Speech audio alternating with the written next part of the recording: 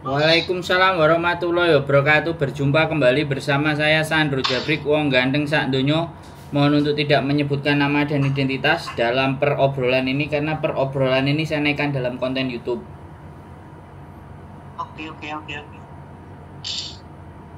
Ini Mas, saya mau tanya.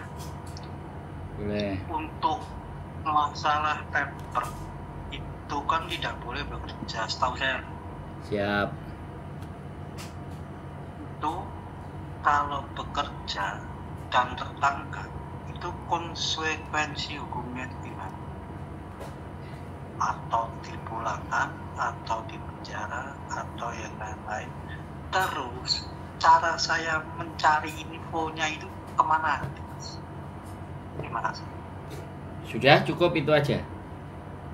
Iya.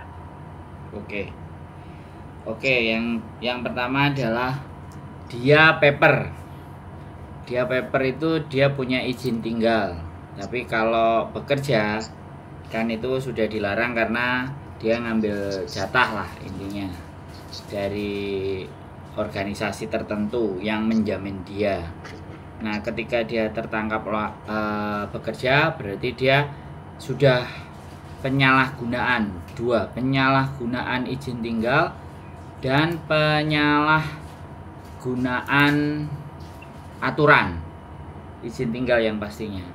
Nah, untuk perkara dan persoalannya dia di penjara itu kemungkinan ya karena dia udah paper dan dia udah ketangkep pada saat kerja ya ini. Kasusnya kan ketangkep saat kerja nih. Ya. Sudah dipastikan akan masuk penjara. Cuman penjaranya berapa lama itu yang kita tidak bisa tahu. Saya yang tidak bisa tahu. Gitu. Saya tidak bisa menjawab penjaranya akan berapa lama. Terus kemudian nanti nasibnya dia akan dipulangkan atau keluar lagi sebagai paper itu juga masih abu-abu. Kita belum bisa memastikan bagaimana perihal hidupnya dia. Jadi informasi ada yang mereka bisa keluar lagi dengan status papernya, kemudian ada yang tidak bisa keluar lagi dari status papernya, kemudian dideportasi. Jadi deportasi itu dipulangkan secara paksa, itu deportasi namanya. Jadi itu yang bisa saya jawab. Untuk berlanjutnya saya nggak bisa. Tapi kalau sampean bertanya di mana mencarinya, nah ini kan, ya kan. Jadi kalau orang sudah di penjara, itu yang pertama yang akan dilakukan oleh penjara adalah dia disuruh menulis surat kabar berita yang dialamatkan kepada keluarganya di Indonesia. Itu dia prosedurnya pasti disuruh. Jadi untuk mengabarkan ke Indonesia. Tapi namanya juga orang di penjara, biasanya untuk mengabarkan ini kan tidak mau. Akhirnya ada yang menolak untuk tidak ngabarin keluarga. Kemudian di penjara kan dia nggak bisa berhubungan. Nah inilah yang kadang-kadang pihak keluarga selalu kebingungan.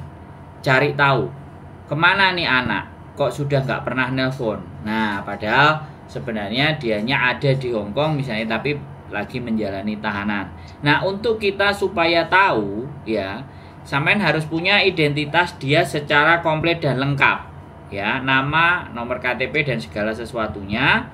Kemudian pihak keluarga menghubungi KJRI. Kalau sampean keluarganya, misalnya sampean suaminya yang ketangkep istrinya, nah itu bisa dengan data dan dokumen pendukung bahwa sampean sebagai anggota atau bagian dari keluarga. Maka sampean bisa akan bertanya ke KJRI dan KJRI akan memberikan jawaban, karena siapapun yang dipenjara untuk area Hong Kong ini pastinya KJRI tahu.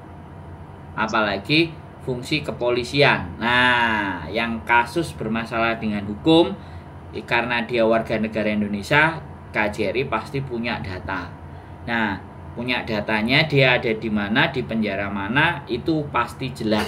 Karena pastinya pemerintah Hong Kong akan memberikan informasi, iki enek wargamu yang sedang menjalani hukuman di penjara, jadi dia store laporan. Dan itu pun kan KJRI tidak menginformasikan secara general hari ini yang masuk tahanan berapa orang. Nah kan nggak mungkin begitu, karena di Hong Kong ada undang-undang privacy. Jadi seperti itu ceritanya.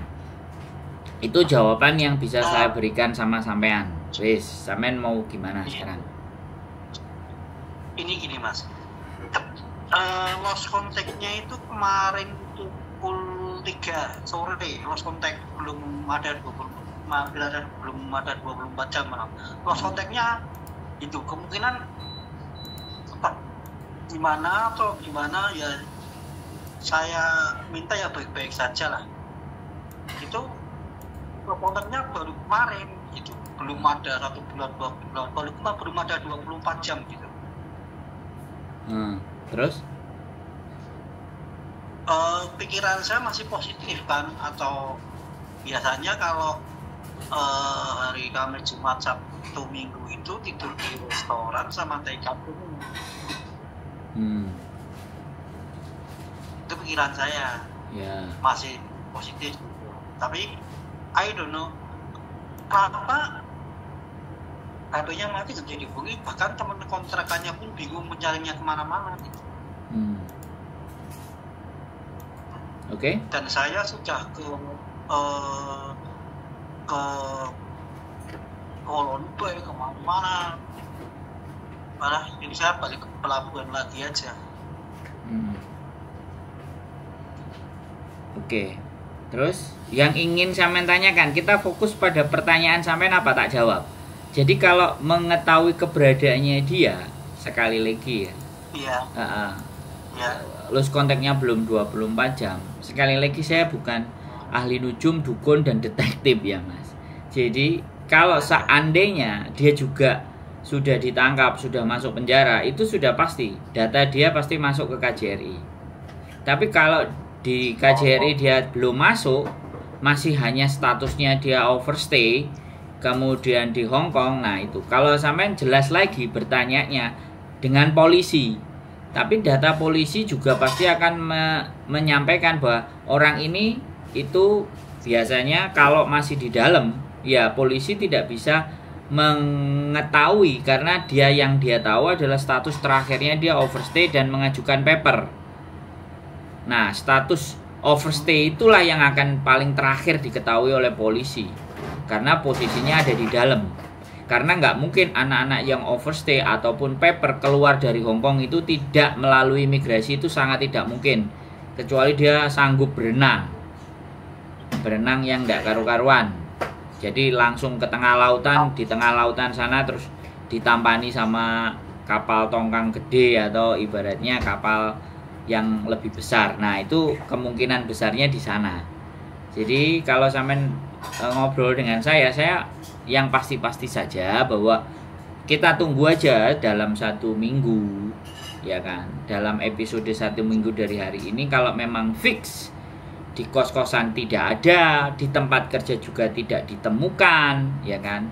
Kemungkinannya hanya ada 2 menurut saya. Kalau dia tidak masuk penjara, dia meninggal dunia. Tapi statusnya kalau meninggal dunia pun KJRI pasti juga tahu. Sumbernya semua di KJRI ada.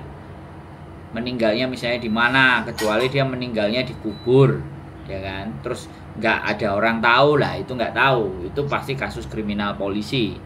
Sekali lagi kalau sampean berpikiran baik, saya bukan berpikiran jelek. Tapi untuk membahas kemungkinan yang mana yang akan terjadi sama dia, nah itu saya tidak berani berbicara. Tapi saya hanya asumsi dan pendapat saya tuh seperti itu Mas. Kalau penjara pasti KJRI ketemu. Kalaupun dinyatakan masuk rumah sakit, KJRI pasti tahu. Yang terakhir, kalau dia pun meninggal, KJRI pun pasti tahu.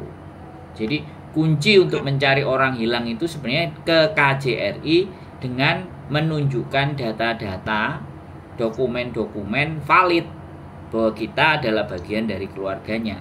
Itu pasti akan ketemu di orang.